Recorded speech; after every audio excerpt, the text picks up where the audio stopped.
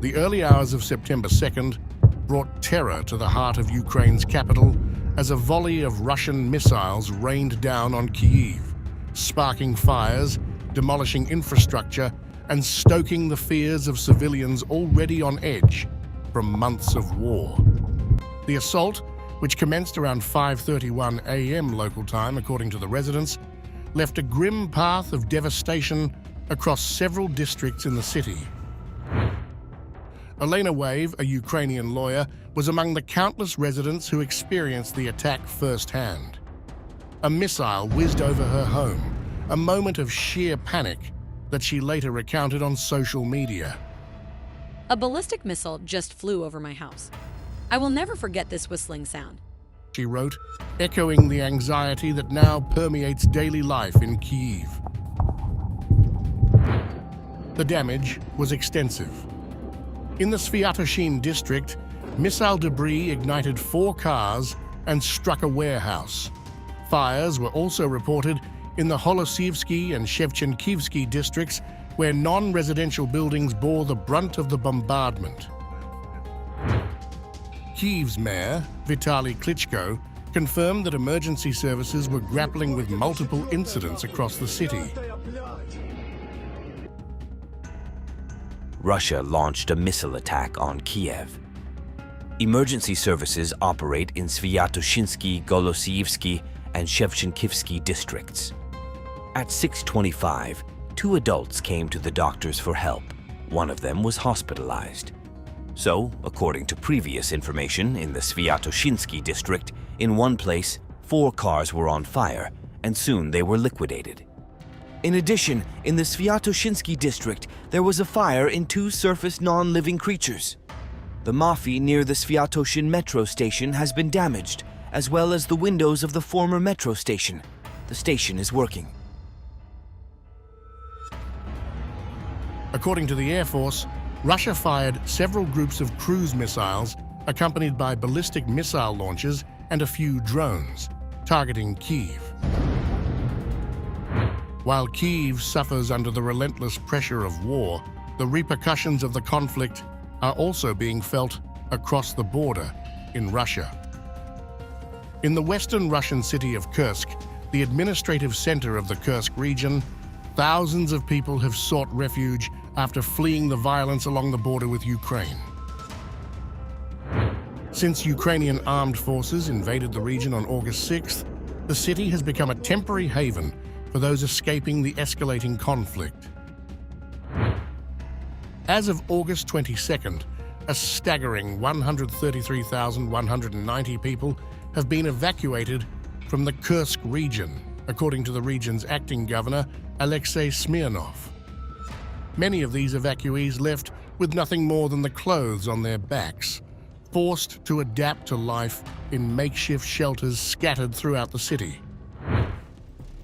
In a recreational park on the outskirts of Kursk, a mobile medical truck offers vital healthcare services to those in need, while evacuees hang clothes on lines strung between trees. Despite the chaos, the children try to hold onto a semblance of normalcy, playing in the shadow of the violence they narrowly escaped.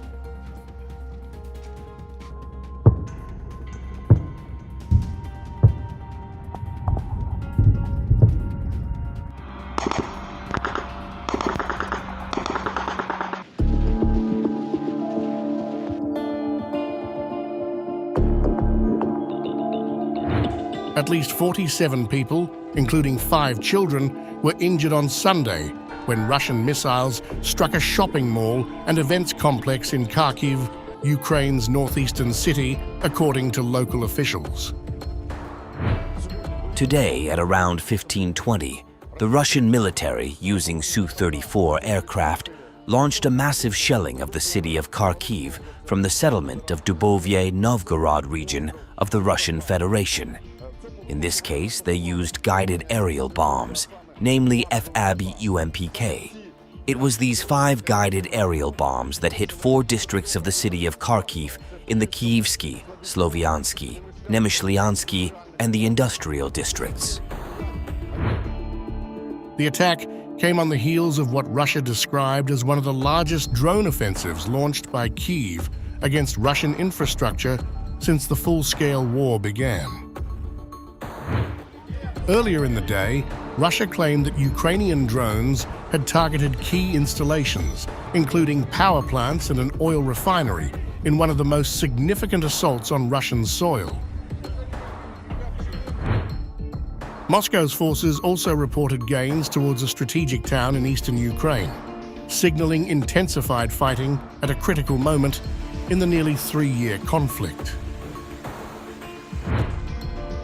The missile strike on Kharkiv prompted Ukrainian President Volodymyr Zelensky to renew his plea for Western allies to supply Kyiv with long-range missiles capable of hitting deeper into Russian territory, arguing that this would help neutralize the ongoing military threat posed by Moscow.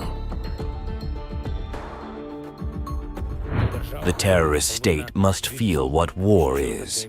We are working to ensure that as many Russian military facilities, logistics hubs, and critical components of their war economy as possible fall within the reach of our weapons. The escalation in violence comes as Russia continues its offensive in eastern Ukraine, while simultaneously attempting to repel Ukrainian forces that breached its western border in a surprise incursion on August 6th. Last week, Moscow launched its heaviest airstrikes since the war began, targeting Ukrainian energy infrastructure and other critical facilities. The Kremlin, which has consistently denied targeting civilians, maintains that crippling Ukraine's energy grid is a legitimate military objective. However, Russian missile and drone strikes have resulted in thousands of civilian casualties since the conflict's onset in February 2022. In response, Ukraine has ramped up its own attacks on Russian energy, military, and transport infrastructure, bolstered by a burgeoning domestic drone industry.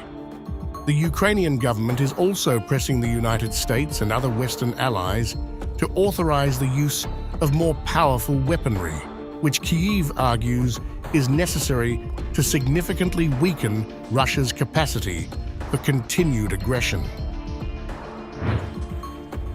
The situation in Kharkiv following Sunday's attack was grim, with rescue workers and volunteers racing to evacuate injured civilians from the shattered remains of the shopping complex. Broken glass and debris littered the area, and many residents sought refuge in a nearby metro station. Meanwhile, Russian officials reported that air defense units had intercepted 158 drones launched by Ukraine overnight, with debris causing fires at the Moscow oil refinery and the Konikovo power station in the Tver region. Kyiv has yet to comment on the scale of the drone assault, and Russia typically withholds details about the extent of damage from Ukrainian air attacks.